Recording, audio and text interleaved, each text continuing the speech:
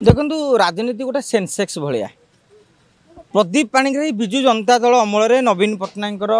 हानि लाभ कथा बुझुते हिंजिली दायित्व थे मंत्री थे माने कहगला बेलू आजिका दिन में पांड्यान जो दायित्व थे एक प्रदीप पाणिग्राही से दायित्व रहे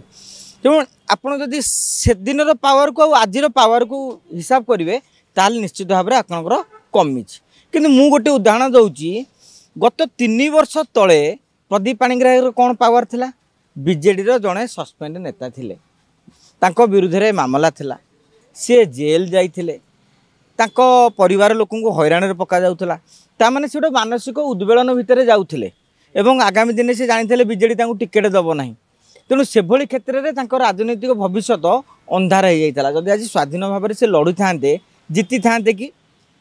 निश्चित भाव में ना आपण कहबे जदि गोपालपुर से एमएलए होइथांते ताल हुए तार प्रदीप बाबू को दम निज दम रही था किंतु आज जो ब्रह्मपुर से सांसद होती निश्चित भाव में भारतीय जनता पार्टी पूर्वथर जो भृगु बक्सी पात्र भी लड़ते भल भोट पाई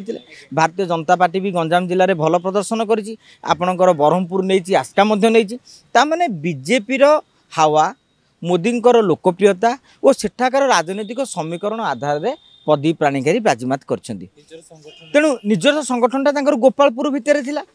किंतु निजर संगठनटा तो ब्रह्मपुर चारिपट जाक रखी नथिले तेणु से बीजेपी जो आटलिस्ट सांसद होबार गौरव अर्जन कर देखिए भारतीय जनता पार्टी एथर 20 जन सांसद को संसद को पठाई से बैजयंत पंडा भली हेवीवेट नेता तांकु मंत्री पद मिली ना तथागत जो आमर भर्तुहरी महात्मा भली नेता तांकु मध्य मंत्री पद मिली ना आपड़ देखिए प्रताप चंद्र षडंगी माने आहरी जड़े बड़ नेता तांकु मध्य मिली ना अपराजिता षडंगी कथा कहूँ संबित पात्र कथा कहूँ अनेक नेता अच्छा तेणु तांकु कौन पदवी मिली था एवं एमपी भाव में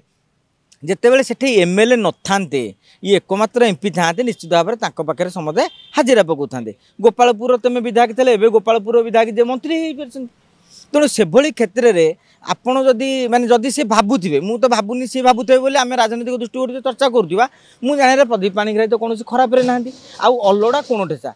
बर्तमान जो एमएलए मैंने अच्छा एमएलए एमएलए कन्स्टिट्यूएंसी कथा बुझुं एमपी एमपी कन्स्टिट्यूएंसी बुझुं ना ना देखो आगू से निष्पत्ति नवा अवस्था नहांती कहीं नवीन सरकार हलापटा करते आटलिस्ट तुम सरकार आसी माने विरुद्ध में मामलार आउ भावुं कि आप खोलताड़ हम विरुद्ध आउ दफा लगे कि तदंत आगे बोली सेमती तो हम ना तेणु सी गोटे बेनिफिट पाइले कौथुर जे बीजेपी सरकार आसीगला तेणु आउ टेंशनटी से जो आईनगत कटकणार टेंशनटी आउ प्रतिबंधक जो आईनगत जिनसटी समस्या था टेंशन ना ताने सी गोटे ये पार हेले एवं मुझे पूर्व बारंबार आपको कहूँ जिते बड़े जन विधायक बीजेपी अच्छा सी कहीं एमपी पाखक जी सी तो विधायक अच्छा तेमें जब भावुव मुझे बुझुली आज बुझी सेमती केमती हम दलर क्याडर नेता अच्छा तेणु प्रदीप पाणिग्राही गोटे बड़ निष्पत्ति नहीं जाए बड़ निष्पत्ति माने कौन गोटे नेता दल छाड़देव दल छाड़देले पदवी रहा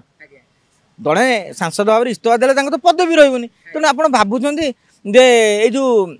वर्षे है सेमती निष्पत्ति नहीं जाए यहाँ आम टे कौन से राजनैतिक समीक्षक किए के कौन चर्चा करेंगे कि मुझे लजिकाली देखुची सेमती से किसी निष्पत्ति नबार ना आगामी दिन में क्या कौन गुरुत्व मिले अपराजिता षडंगी कहते मत गुरुत्व मिलूनी संबित पात्र कहे मत गुरुत्व मिलूनी अरे भाई समस्त गुरुत्व केमती मिल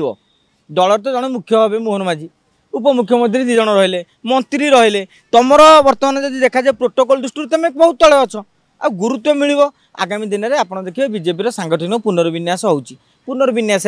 कौन पद पदवी मिलूँ से नजर देखा